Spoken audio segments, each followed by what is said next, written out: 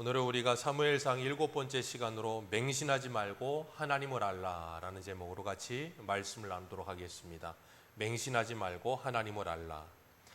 오늘 본문 내용은 지난주 사무엘이 하나님의 말씀을 들었던 그 말씀에 성취되는 내용입니다.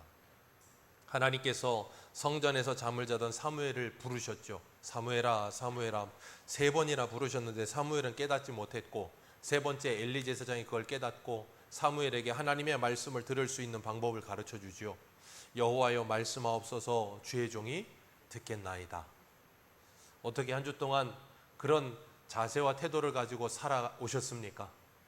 여호와여 말씀하옵소서, 주의 종이 듣겠나이다 하는 마음으로, 그런 태도로 하나님의 말씀을 들으셨고 하나님의 말씀을 읽으셨습니까? 그리고 주변의 사람들의 소리를 하나님의 음성으로 듣기 위해 귀 기울여 보셨습니까? 우리가 날마다 하나님의 말씀을 듣는 훈련이 되어 있기를 주님의 이름으로 축복합니다. 기록된 말씀, 선포되는 말씀, 또 하나님께서 사람들의 입을 통해 하시는 말씀, 그 말씀을 그냥 흘려보내지 않고 그 말씀을 마음에 담고 생각해 볼 수 있는 은혜가 있기를 원합니다. 사무엘은 엘리에게 말씀의 가르침을 받았어요. 어려서부터 엘리 제사장을 통해서 말씀을 배웠고 제사장이 어떻게 해야 되는지를 배웠고, 그런 것들을 쫙 배워오면서 사무엘이 자라갑니다. 우리가 지난주에도 말씀드렸지만 조금 이해되지 않는 건, 어떻게 사무엘이 엘리에게 배울 수 있는가? 엘리는 눈이 어두웠고 영적으로 어두워져가고 있었다고 했는데, 그럼에도 불구하고 하나님은 그렇게 하나님의 사람을 양육하시고 훈련하시며 자라게 하신다라고 말씀하셨습니다. 그래서 그 말씀을 통해서 우리들이 처음부터 계속해서 자라가는 거예요. 그러니까 생각해 보세요. 엘리는 눈이 어두웠고 하나님의 말씀이 들리지 않고, 엘리의 두 아들 이 홈니와 비나스도 하나님의 말씀이 들리지 않고, 그런데 그런 상황에 누구만 하나님의 말씀이 들려요? 사무엘만 하나님의 말씀이 들립니다. 참 아이러니한 건, 눈이 어두워서 하나님의 말씀을 듣지 못하는 엘리에게 사무엘이 하나님의 말씀을 배워요. 아이러니하죠? 그런데 하나님은 그런 가운데도 역사하시는 거예요. 그래서 우리가 흔히 그럼 사람들이 그런 말을 하죠. 개떡같이 가르쳐도 찰떡같이 알아듣는다고. 바로 사무엘이 그런 사람이에요.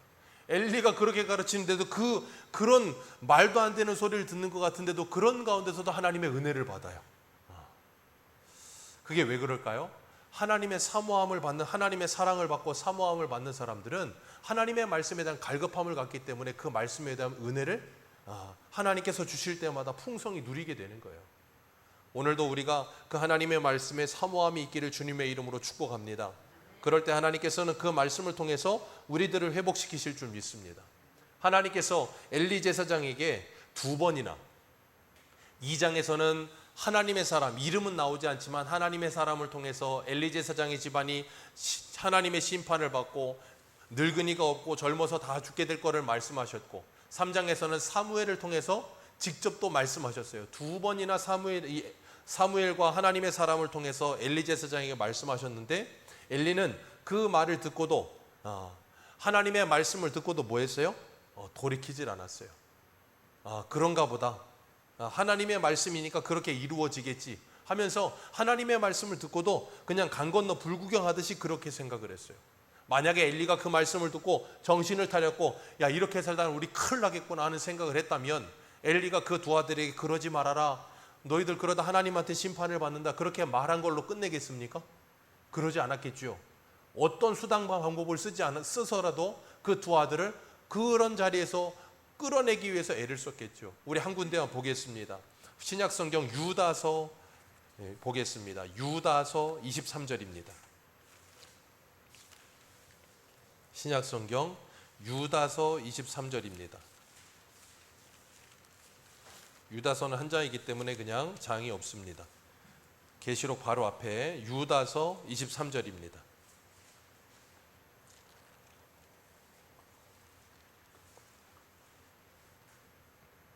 우리 같이 한번 한 절입니다. 읽겠습니다. 시작. 또 어떤 자를 불에서 끌어내어 구원하라. 또 어떤 자를 그 육체로 더럽힌 옷까지도 미워하되 두려움으로.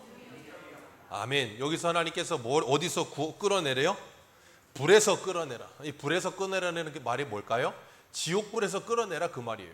그 말은 뭐냐면 그 사람이 지금 하나님의 저주를 향해서 하나님의 심판을 향해서 자청하여 달려가고 있는 그 지옥불로 달려가 있는 그 길에서 뭐 하라는 거예요? 끄집어내라 그거예요.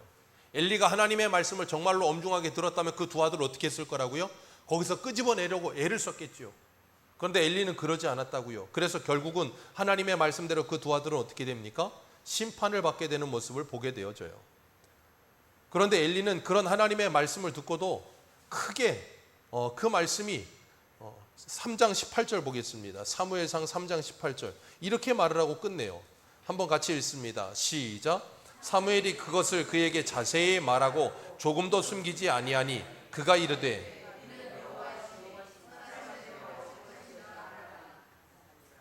아니 자기 집안이 자기 두 아들은 한날에 죽을 거고 자기 집안이 이렇게 몰락할 거라고 말을 하는데도 엘리가 뭐라 그랬다고요?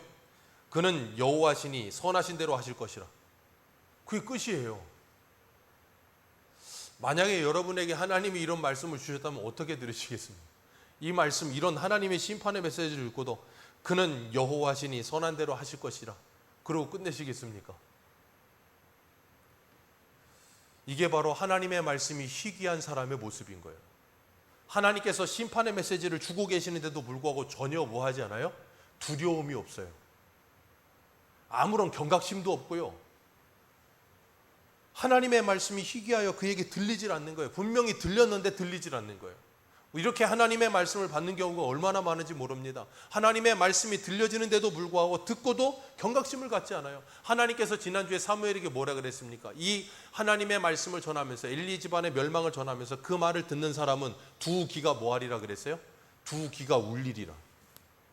하나님의 그 무서운 심판의 말씀을 듣고 두 귀가 울릴 만큼 두려울 것이라 그랬는데 엘리는 그 말을 듣고도 1도 움직임이 없어요. 전혀 미동이 없어요.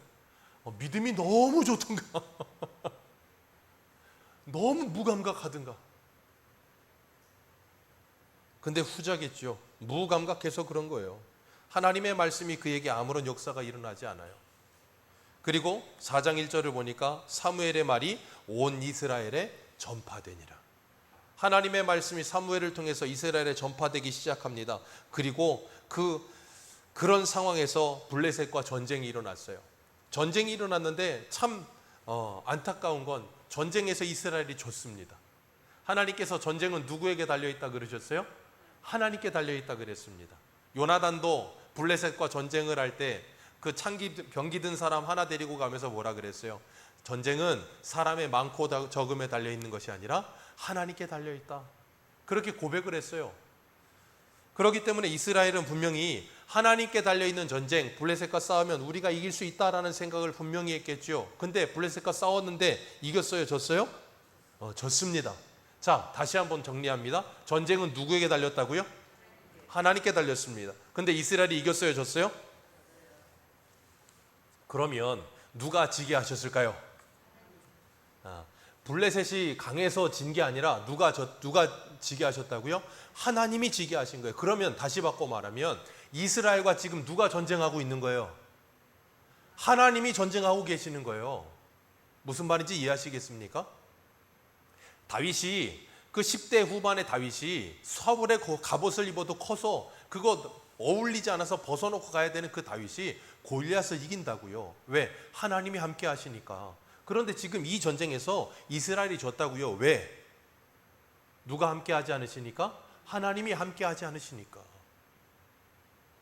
거기에 포인트가 있는 거예요. 하나님이 함께 하시지 않으면 어떤 전쟁을 해도 이길 수가 없다는 거예요. 하나님께서 지금 그걸 가르치시는 거예요. 그러면 이 사람들은 전쟁에서 져가지고 4,000명이 죽었으면 뭐 해야 됩니까? 하나님께 물었어야 돼요. 기도하면서 하나님, 우리가 왜 져야 됩니까? 하나님, 무슨 문제입니까? 마치 여호수아가 여리고성 돌고 나서 무너지고서 아이성 갔을 때 패배하고 돌아와서 하나님께 엎드려가지고 기도하잖아요. 그런 것처럼 자기들이 하나님께 질문하지 않고 전쟁했다면, 그래서 졌다면 하나님께 와서 질문하고 하나님께 기도하면서 왜 그렇습니까? 라고 최소한 물어봤어야 되는데 묻질 않아요. 그리고 3절에 어떻게 합니까? 3절 같이 읽습니다. 시작. 여호와께서 어찌하여 우리에게 오늘 블레셋 사람들 앞에 패하게 하셨는고, 거기까지만 읽습니다. 이 백성들의 장로들이 진단을 정확하게 했습니다. 여호와께서 블레셋에게 우리가 지게 하셨다. 정확한 100점짜리 진단을 했어요. 그러면 진단을 100점짜리를 했으면 이제는 그 진단에 대한 처방도 100점짜리를 내야 되는데 처방은 빵점짜리를 내버린 거예요. 진단을 정확하게 했습니다. 하나님이 우리를 블레셋에게 지게 하셨다. 그러니 이제는 우리 뭐 하자? 하나님께 엎드려서 기도하자. 그랬어야 되는데 그러지 않고 뭘 했어요? 여호와의 언약궤를 실로에서 우리에게로 뭐 하자? 가져오자. 그러니까 지금 이 사람들, 백성들의 장로들은 하나님의 언약궤는 하나님의 임재의 상징이거든요. 그러니까 쉽게 말하면 이 사람들은 지금 하나님의 임재의 상징인 그 언약궤를 우리에게 가져오자, 그 말은 뭐라는 거냐면 하나님을 자기들의 필요에 따라서 뭐 한다는 거예요? 좌우지할 수 있는 분 정도로 생각하고 있는 거예요. 그러니까 우리가 필요하니까 하나님은 우리에게 빨리 뭐 해야 돼요? 와야 되는 거야. 우리가 필요 없으면 하나님 뭐 하셔야 돼? 가셔야 돼. 그러니까 하나님은 낄낄 빠빠를 잘 하셔야 돼. 낄 때 끼고 빠질 때 빠져야지. 낄 때 빠지고 빠질 때 끼면은 참 곤란한 거예요. 그러니까 이 사람들은 지금 하나님을 누구 마음대로? 자기 마음대로 움직일 수 있다라는 생각이 갇혀 있는 거예요. 생각해 보세요. 다윗이 압살롬이 반역을 일으켰을 때 도망을 칩니다. 참 무력한 왕이에요. 신하들 생각해 보세요. 신하들 입장에서 압살롬이 반역을 해서 왔으면 뭘 해야 돼요? 아니, 다윗이 왕이고 압살롬은 반역자고 신하들도 있고, 그러면 최소한 공성전을 하면서 어떻게든지 뭘 해야 돼요? 한번 싸워봐야 될 거 아닙니까? 근데 다윗이 뭐 해요? 싸우기는 뭘 싸웁니까? 얼른 도망가자 그러고 도망가는 걸. 그게 무슨 왕이에요? 근데 다윗이 도망을 가요. 그랬더니 사독이 여호와의 법궤를 메고 따라옵니다. 그랬더니 다윗이 뭐라 그래요? 여호와의 법궤를 원래 있던 장소로 빨리 갖다 놔라. 하나님의 법궤를 내가 좌우지하는 사람 아니다. 하나님이 원하시면 내가 이 법궤에 있는 그곳으로 하나님께서 나를 다시 돌려놓으실 것이고, 하나님이 원하시지 않으면 나는 이 자리로 다시 돌아오지 않는다도 괜찮다는 거예요. 여러분, 그게 바로 하나님을 믿는 사람의 자세요, 태도인 거예요. 하나님을 내가 좌우지하는 게 아니라 내가 하나님께 좌우지되는 인생이 되어야 되는 거예요. 근데 우리는 자꾸 내 입맛에 맞춰서 하나님을 부르고 하나님을 찾고 하나님이 내 입맛에 맞춰져야 좋으신 하나님이라고 착각한다고요. 다윗이 왕이었지만 내가 이 왕의 자리에 있든 왕의 자리에서 하나님께서 나를 쫓아내시든 그것은 누구의 뜻이다? 하나님의 뜻이다. 그렇기 때문에 다윗은 일평생 자신이 원래 누구였고 어떤 존재였는지를 잊어버리지 않는 사람, 개구리가 올챙이 일적을 잊지 않는 사람, 이새의 말째 아들로 목동이었던 자신을 데려다가 하나님께서 이 왕의 자리까지 세우신 건 누구의 뜻이다? 하나님의 뜻이다. 그리고 이 뜻에서 하나님이 다 쓰임이 다해서 나를 여기서 내려보내신다면 그것도 누구의 뜻이다? 하나님의 뜻이다. 얼마나 멋있는 위대한 신화의 고백입니까? 그런데 이 사람들은 하나님을 자기들이 좌우지할 수 있을 거라고 생각을 해요. 그리고 이 사람들은 하나님의 법궤만 가져오면 이길 수 있다고 착각을 해요.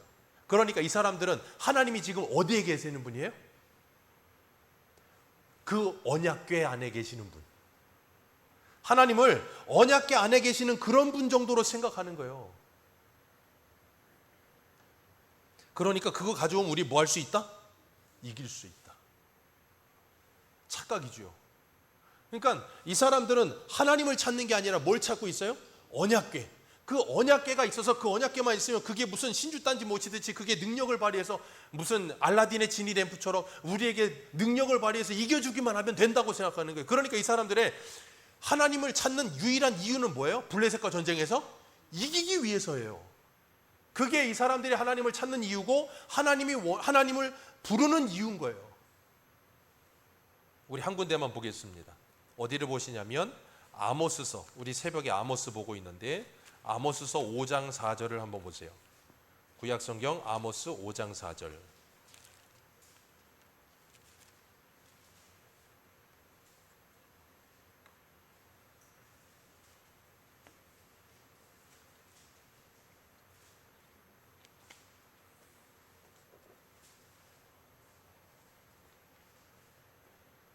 아모스서 5장 4절입니다. 5장 4절에서 6절까지 우리 같이 읽겠습니다. 시작. 여호와께서 이스라엘 족속에게 이와 같이 말씀하시기를 너희는 나를 찾으라. 그리하면 살리라. 베델을 찾지 말고 브엘세바로도 나아가지 말라. 길갈은 반드시 사로잡히겠고 베델은 비참하게 될 것임이니라 하셨나니 너희는 여호와를 찾으라. 그리하면 살리라. 그렇지 않으면 그가 불같이 요셉의 집에 임하여 멸하시리니 베델에서 그 불꽃을 끌 자가 없으리라. 아멘. 지금 하나님께서 아모스를 통해서 북이스라엘에게 말씀하시는 거예요. 뭐라 그러세요? 너희들은 누구를 찾아라? 여호와를 찾아라. 그리하면 너희들이 뭐 할 거다? 살 것이다. 그런데 그들은 여호와를 찾으라 그러면 뭘 해요? 여기 5절에 말하는 것처럼 베델로 가고 길갈로 가고 브엘세바로 가더라는 거예요. 여호와를 찾아야 되는데 자꾸 뭘 찾아요? 종교적 성지를 찾아가는 거예요.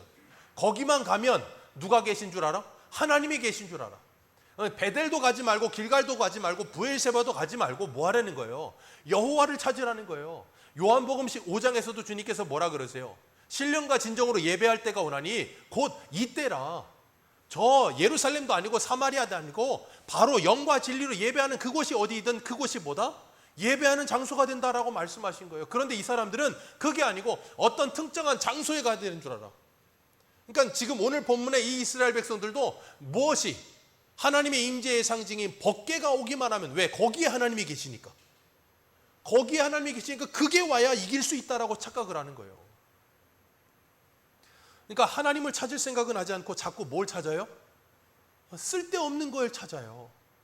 오늘날도 사람들이 자꾸 하나님을 찾아야 돼. 하나님을 찾지 않고 이 교회 찾고 저 교회 찾고 그러면서 어디 용한 목사님, 용한 권사님, 뭐 어떤 사람을 찾아다니면서 자꾸 뭘 하려고 그래요? 문제 해결을만 자꾸 집중하면서 그걸 찾아내려고 그래요. 여러분, 중요한 건 문제 해결이 아니에요. 중요한 건 뭐냐면 하나님을 찾는 게 중요한 거예요. 그러니까 이 아모스 시대에도 하나님을 안 찾고 뭐만 찾아요? 장소만 찾고 있는 거예요. 장소만. 하나님께서 우리에게 이런 어려움을 주실 때는 하나님께서 우리를 부르시는 사인이에요.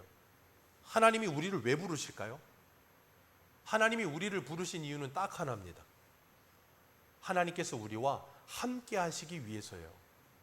창세기에서부터 에덴 동산에서부터 계시록까지 하나님이 일관되게 우리에게 말씀하시는 게 뭐예요? 나와 함께 하자예요. 나와 함께 하자예요. 그게 구원이에요. 임마누엘. 창세기부터 계시록까지 하나님은 그걸 말씀하세요. 근데 이스라엘 백성들은 그건 싫어요. 왜? 그건 불편해. 하나님하고 함께 사는 건 껄끄러워. 왜? 하나님을 사랑하지도 않는데. 아니, 사랑하지도 않는 하나님하고 사는 게 얼마나 껄끄럽겠어요. 근데 하나님을 버릴 수는 없어. 왜? 어려우면 필요해. 그러니까 게르기야. 버리자니 그렇고 안 버리자니 그렇고 그런 상태로 중간에 어정쩡하게 붙어서 하나님을 섬기긴 섬겨야 되겠고, 그러면서도 뭔가 내가 얻어야 될 건 얻어내야 되겠고, 그러면서 하나님의 간섭은 받고 싶지가 않고.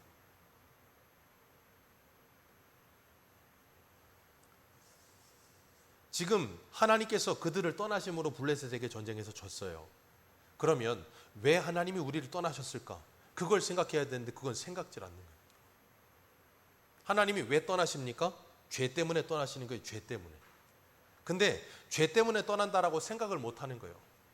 그러니까 뭐예요? 법궤를 끌어오고 길갈로 가고 베델로 가고 브엘세바로 가는 거예요. 그게 예레미야에 가면 예레미야 7장에서는 뭐라 그래요? 솔로몬 성전으로 가는 거예요. 그러니까 예레미야가 성전 가로막고서 여호와의 전이라 여호와의 전이라 여호와의 전, 거짓말 속지 좀 말아라.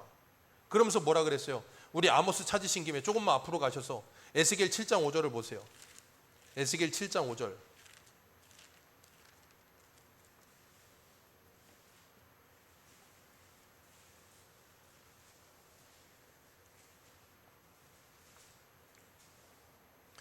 에스겔 7장 5절입니다. 5절에서 7절까지 우리 같이 읽겠습니다. 시작. 너희가 만일 길과 행위를 참으로 바르게 하여,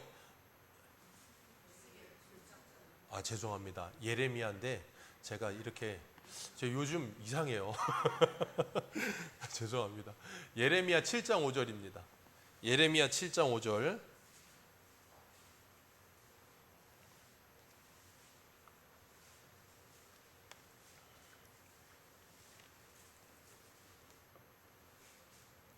예레미야 7장 5절에서 7절입니다. 시작.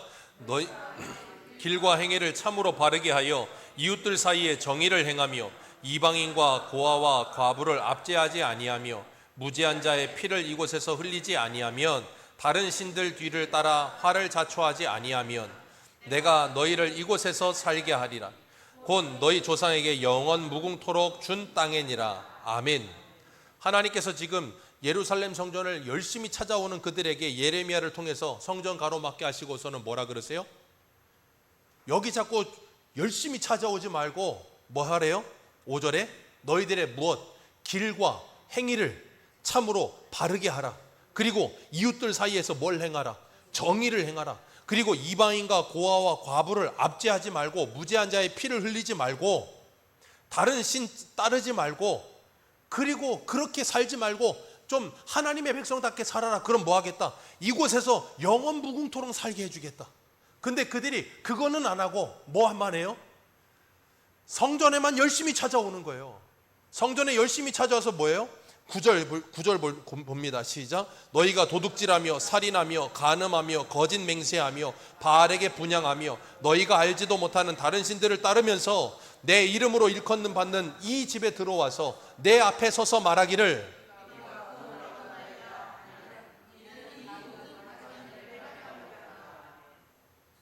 이렇게 살면서 예배당 안에 와서는 뭐라 그런다고요? 내가 구원받았다 하고 이 모든 가증한 일을 뭐 하기 위해서? 행하기 위해서 마치 보험 들듯이 예배당에 와서 예배 한번 드리고 밖에 나가서는 도둑질하고 살인하고 간음하고 거짓 맹세하고 바알에게 분향하고 그 모든 걸 다 하면서 예배당에만 다니기만 하면 나는 뭐 했다? 구원받았다. 하나님이 그런 그들을 향해서 뭐라고 불렀다고요? 11절에 도둑의 소굴이 되어버렸다라고 말씀하신다고요. 하나님의 성전이어야 되는데 성전은 아니고 도둑의 소굴이 되어 있는 거예요. 그러니까 그 마음이 도둑의 소굴이 되어 있는 상태로 솔로몬 성전에만 열심히 찾아오면 뭐 하겠느냐고요. 그게 아무 의미가 없다는 거예요. 그러니 너희들은 뭐 하라? 길과 행위를 돌이켜라. 너희들의 삶을 돌이켜라. 근데 그거는 하고 싶지가 않은 거예요. 왜? 그건 내 마음대로 하고 싶고 그냥 제사 한번 드리고 예배 한번 드리는 걸로 내 모든 의무를 다 하고 싶은 그런 얄팍한 신앙생활, 하나님께서 그것을 가장 싫어하신다고요. 그래서 이사야 1장에도 보면 하나님께서 그 이사야 1장에 이스라엘 백성들을 향해서 뭐라 그럽니까? 소돔에 관한 고모라의 백성들아 그러시잖아요. 너희들은 소돔과 고모라다 그러신다고요. 왜? 누가 너희들로 내 성전에 뜰만 밟고 가라고 가르치더냐. 그러면서 그들이 무수한 많은 제사를 드리고 많은 제물을 드리고 그랬더니 하나님께서 그것이 뭐예요? 내 견디기가 힘들고 무거운 짐이다. 하나님께서 그렇게 말씀을 하세요. 그러면서 그들에게 뭐라 그러세요? 이사야 1장에 보면 너희들의 길과 행위를 돌이켜라. 예레미야에게 하신 말씀하고 똑같은 말씀하세요. 그러니까 그들은 그들의 삶을 바꿀 생각은 없고 뭐만 하고 싶은 거예요? 그냥 제사 행위만 하고 싶은 거예요. 오늘 이스라엘 백성들이 왜 하나님이 떠나셨다고요? 그들의 삶이 하나님을 떠나버렸기 때문에. 근데 그들은 그거는 모르고 뭐만 있으면 법계만 있으면 돼라고 착각하고 있는 거예요. 그러니까 뭐가 중요한지 뭐가 필요한 건지를 모르고 있는 거예요. 그러니까 답이 계속 틀리는 거 하나님하고 맞질 않는 거예요. 그러니까 오늘 본문으로 돌아오셔서 오늘 본문에 이스라엘 백성들이 블레셋에게 진 이유를 7장에서 볼 겁니다. 사무엘상 7장을 보세요. 사무엘상 7장 3절.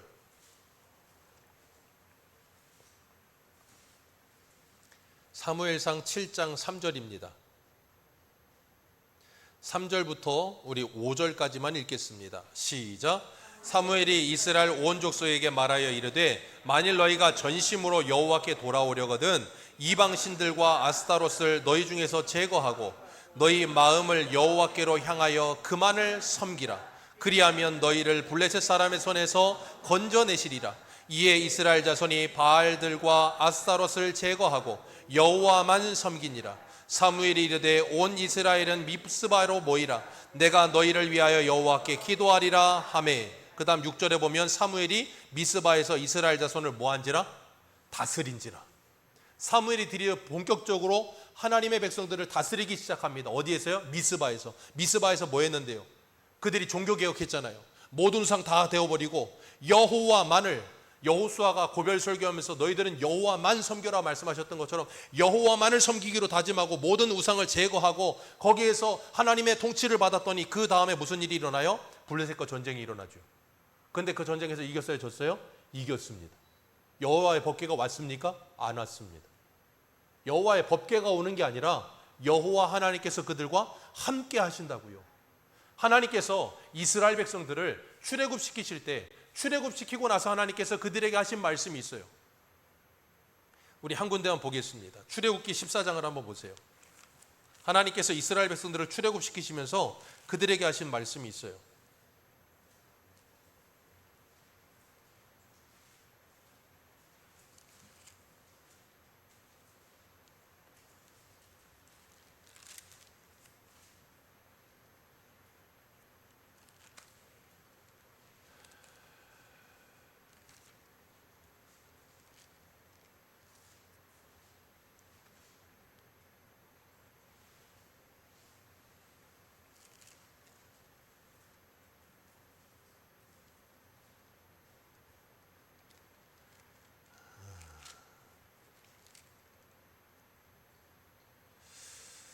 출애굽기 15장 17절입니다. 출애굽기 15장 17절. 출애굽기 15장 17절. 같이 읽습니다. 시작.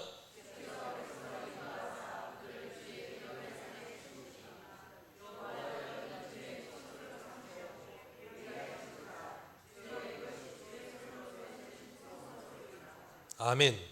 이게 주의 손으로 세우신 뭐라고요? 성소입니다. 그러면서 뭐라 그래요? 주께서 백성을 인도하사 그들을 주의 기업의 산에 심으시리이다. 여호와여, 이가 누구예요? 자, 이제 언어 영역 시간입니다. 이는이 누구를 가리키는 겁니까? 네, 이스라엘 백성들. 이스라엘 백성들은 주의 뭘 삼으시려고? 처소를 삼으시려고. 자, 하나님께서는 애굽에서 이스라엘 백성들을 출애굽시킬 때부터 이스라엘 백성들을 뭐라고 불러요? 하나님의 처소. 하나님이 거하시는 곳. 그래서 주의 손으로 세우신 뭐라고요? 성소. 그러니까 출애굽할 때부터 이스라엘 백성들이 뭐예요? 성전. 그렇기 때문에 성전은 눈에 보이는 것이 아니라 뭐라고요? 사람이 성전이라고요. 하나님은 구약에 출애굽할 때부터 그들에게 가르치신 거예요. 너희들이 성전이다. 근데 이스라엘 백성들은 그걸 알아요, 못 알아요? 못 알아먹는 거예요. 그러니까 자기들이 성전되어 하나님이 자기들과 함께 해야 되는데 자기들의 죄 때문에 하나님이 지금 함께 하고 있지 않아요. 그래서 블레셋에 지고 있으면 뭘 해야 되냐면 회개하고 이 죄를 제거하고 하나님이 나와 함께 하시기를 구해야 되는데 그건 하지 않고 뭐만 가져오면, 법궤만 가져오면, 여호와의 언약궤만 가져오면 이긴다는 착각에 빠져 있는 거예요. 우리의 신앙생활도 그런 착각에 빠졌을 때가 얼마나 많은지 몰라요. 그러다 보니까 뭐예요? 자꾸 하나님 믿는 걸 자꾸 세상 다른 종교 믿듯이 하나님을 믿으려고 해. 그러니까 하나님의 언약궤를 뭘로 생각해요? 부족 정도로 생각하는 거예요. 그거 갖다 놓으면 뭔가 애군이 물러가고 달마도사예요? 애군이 물러가는 것처럼. 그래서 부적 어디 용엄한 데 가서 돈 비싸게 주고, 저건 저도 그리겠더라고요. 예전에 뉴스에 나온 거 보니까, 뉴스인가 어딘가 보니까 노란 종이에다 빨간 걸로 이렇게 대충 이렇게 그어가지고 뭐 대충 이렇게 그리면 그 부적 되더라고. 그거 뭐 몇백만 원 주고 지갑에 넣고 베개에다가 베고 그러면 뭐 안 좋은 일이 떠나간다고. 근데 어떤 분들은 또 그건 이해하겠는데, 교회 다니시는 분들이 자꾸 머리 아프면 뭐예요? 머리 아프면 펜자를 드셔야 되는데 머리 아프면 자꾸 성경책을 베고 자요. 아니, 성경책을 베고 자면 성경책이 머리를 낫게 해주나요? 어떤 분들은 운전을 하는데 차 운전하는데 꼭 뒷좌석이나 앞좌석 구석탱이에다가 성경책을 갖다 놔요. 그리고 그걸 꺼내지도 않아. 거기다 그냥 박아놔. 왜 놓습니까 거기다가? 그 성경책을 갖다 놓으면 주님이 지켜주시나요? 그리고 어떤 분은 룸밀러 옆에다가 거기다가 십자가 갖다 걸어놔. 그리고서 신호 위반하고. 절에 다니는 사람들은 룸밀러에다가 염주 걸어놓고. 아니, 그럼 룸밀러에다 염주 걸어놓는 거랑 룸밀러에 십자가 걸어놓는 거랑 뭔 차이가 있습니까? 거기다 그건 왜 걸어놓는 겁니까? 그걸 걸어놓고 운전할 때마다 그걸 보면서 아, 그래, 내가 예수 믿는 사람인데 내가 이렇게 하지 말아야지. 어떤 사람이 끼어들면 막 올라와서 크락션 누르려고 하다가도 아유 주여 그러면서 그냥 안 누르고 가고, 그런다면 걸어 놓으셔도 돼요. 근데 그것도 아니면서 그냥 걸어 놓는 거야. 그게 부적 아니고 뭡니까? 그러니까 오늘날도 이스라엘 백성들이 언약궤만 있으면 이길 수 있다라는 그런 착각에 빠져 있는 것처럼 그런 식으로 생각하는 사람이 얼마나 많은지 몰라요. 시편에 뭐라 그랬습니까? 하나님께서 사랑하는 자에게는 뭘 주시느니라? 하나님이 사랑하시는 자에게는 잠을 주시느니라. 아멘이십니까? 그러면 어떻게 하셔야 돼요? 이걸 베고 자지 마시고 펴서 읽으세요. 잠이 안 오시거든 레위기를 읽으세요. 레위기를 읽으면 잠이 와요. 아니 그렇게라도 말씀을 읽으시든지 한 자라도, 그것도 아니고, 그래서 우리나라 말에 그런 말이 있잖아요. 구슬이 서말이라도 뭐 해야? 깨워야 보배예요. 성경책이 아무리 있으면 뭐합니까? 읽질 않는 걸. 그러니까 이건 읽을 생각은 없고 그냥 예배만 드리는 거예요. 이건 읽을 생각은 없고 그냥 법궤만 있으면 된다고 생각하는 거예요. 이건 읽을 생각 없고 그냥 십자가만 있으면 된다고 생각하는 거예요. 그러니까 하나님께서 뭐라 그러세요? 이사야 1장 15절에 너희가 손을 펼 때 내가 내 눈을 너희에게서 가리고 너희가 많이 기도할지라도 내가 듣지 아니하리니 이는 너희의 손에 피가 가득함이라. 너희는 스스로를 씻으며 스스로를 깨끗하게 하여 내 목전에서 너희의 악한 행실을 버리며 행악을 그치고 선행을 배우며 정의를 구하며 학대하는 자를 도와주며 고아를 위하여 신원하며 과부를 위하여 변호하라 하셨느니라. 아멘. 하나님께서 지금 아모스에게 하신 말씀, 예레미야에게 하신 말씀, 이사야에게 하신 말씀 다 똑같은 말씀 하시고 계시는 거예요. 호세아에게도 뭐라 그래요? 여호와를 알자, 힘써 여호와를 알자. 나는 인애를 원하고 제사를 원하지 않으며 나는 번제보다 하나님을 아는 것을 원한다. 그러니까 하나님을 모르니까 이런 일을 벌이는 거예요. 하나님을 모르니까 맹신하는 거예요. 맹신하는 것만큼 무서운 게 없어요. 맹신하면 맹신할수록 사람이 더 종교적 괴물이 되는 거 아십니까? 예수님 당시에 바리새인, 서기관, 사두개인들 보십시오. 그들이 종교 괴물 아닙니까? 하나님을 위한다고 하면서 성전을 지킨다고 하면서 그 성전을 지킨다고 하면서 성전이신 예수님을 죽이려고 하고, 유월절을 지킨다고 하면서 유월절의 어린 양이신 예수님을 죽이려고 하고, 하나님을 위한다 그러면서 하나님이신 예수님을 죽이려고 하는 게 그들이에요. 왜 그렇다고요? 하나님의 말씀이 희귀하여 그 말씀을 알아듣질 못하는 거예요. 그렇게 구약의 하나님이 아모스를 통해서, 예레미야를 통해서, 이사야를 통해서, 호세아를 통해서 말씀하시던 그걸 마지막 날에는 히브리서 1장 2절에 뭐라 그랬어요? 그 아들로 말미암아 우리에게 말씀하셨느니라. 그래서 우리는 이 완성된 계시의 말씀을 통해 우리에게 이 말씀을 가르쳐주고 계시는 거예요. 그렇기 때문에 우리가 이 말씀을 듣는다면 우리는 이제 뭐 해야 돼요? 하나님의 뜻과 하나님의 의도를 알아먹어야 되는 거예요. 그럼 이제 더 이상 맹신하듯이 법궤 가지고 오기만 된다라고 착각하는 그런 생각을 버려야 된다는 거예요. 하나님께서 엘리에게 분명히 말씀하셨어요. 네 두 아들이 한날에 죽을 것이다. 이것이 내가 네 집안에 내리겠다 하신 심판의 표징이다 그랬어요. 그리고 오늘 본문에 보면 여호와의 법궤가 이스라엘 진영으로 들어옵니다. 그들이 환호하면서 노래를 부르면서 됐다 소리치니까 블레셋 진영에서 땅이 흔들릴 만큼, 그러니까 얼마나 무섭겠어요. 야 큰일 났다, 쟤들 신이 왔다.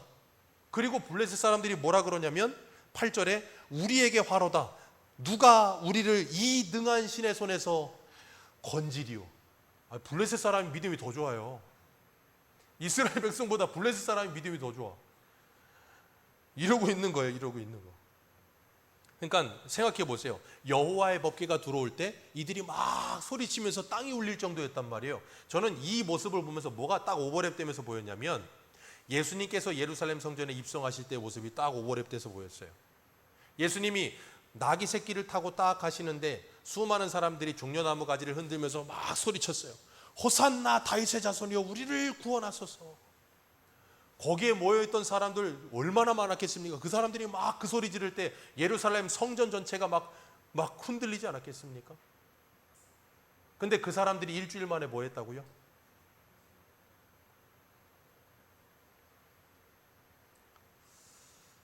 그게 하나님을 모르면 그렇게 되는 거예요. 그러니까 블레셋 사람들이 뭐라 그래요? 야, 큰일 났다. 그러더니 하는 말이, 너희들 대장부 되라.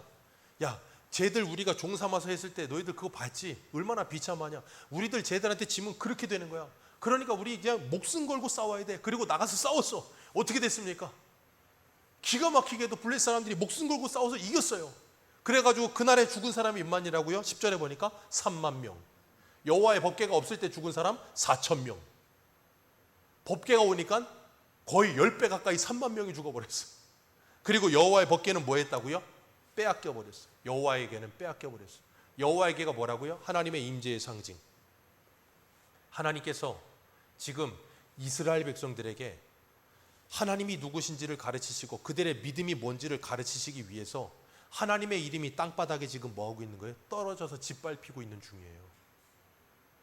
기억하세요. 하나님께서 엘리 제사장과 홈리와 비나스를 심판하심과 동시에 이스라엘을 심판하시지만 하나님은 그들을 심판으로 끝내지 않으시고 하나님의 이름이 땅에 짓밟히는 그 사건을 통해서 이들에게 지금 뭘 가르치신다고요? 하나님을 가르치고 하나님 믿는 게 뭔지를 가르치기 위해서 지금 이 일을 하고 계신다고요. 그래서 이것이 확장되면 이스라엘 백성들이 바벨론에 잡혀갈 때 하나님이 뭐라 그러셨어요? 에스겔에, 내가 너희들 때문에 더럽혀진 나의 이름을 내가 영광스럽게 하리라 그러신다고요. 이스라엘 때문에 이스라엘이 바벨론에 끌려가는 그 일 때문에 하나님의 이름이 땅바닥에 더럽혀졌다고요. 근데 하나님이 그 일을 자초하셨다고요. 왜? 얘를 그렇게 해서라도 고쳐내기 위해서. 안 그러면 안 고쳐지니까. 근데 이스라엘은 뭐라 그래요? 하나님이 우리를 버리셨다. 우리는 하나님께 저주를 받았다라고 말을 한다고요. 하나님이 자기들 때문에 어떻게까지 되셨는지도 모르면서. 이 괴하게 빼앗겼고 두 아들은 하나님의 예언의 말씀처럼 심판을 받게 되고, 하나님께서는 그 모습을 보여주시면서 가르치시는 거예요. 하나님은 언약궤 안에 갇혀 계시는 분이 아니라 무소부재, 우리 흔히 기도하실 때 그런 문자를 쓰실 분들이 계시잖아요. 무소부재하시는 하나님, 어디에든 계시며 안 계신 곳이 없으신 하나님, 그 하나님은 어디든 계시는 분이라는 걸 가르쳐 주는 거예요. 그래서 에스겔에 가면 에스겔 10장에 하나님께서 뭐 하세요? 예루살렘 성전에, 솔로몬 성전에서 하나님께서 하나님의 영광이 떠나가게 하시잖아요. 하나님의 영광이 솔로몬 성전에서 떠나가신다니까요. 왜? 거기에 온갖 더러운 우상 가득하니까, 우상숭배가 가득하니까. 떠나갔다가 그게 무너지고 40장 가면, 에스겔 40장 가면 하나님의 영광이 그 하나님 환상 중에 보여주는 그 성에, 그 동문으로 들어오셔서 그 동문이 닫혀버려요. 그 말은 뭐냐면 내가 다시는 여길 떠나지 않는다는 거예요. 그 하나님이 환상 중에 보여주던 그 성전을 통해서 하나님의 성전을 완성하시겠다는 거예요. 그리고 에스겔 48장에 가면 여호와 삼마 그랬어요. 하나님이 거기 계신다. 그게 누구예요? 저와 여러분. 예수 그리스도가 성전이고 그 예수 그리스도를 모신 우리가 성전이라고요. 그래서 그분이 우리에게 들어오시면 그 하나님의 영광이 다시는 뭐하지 않는다? 떠나가지 않으신다.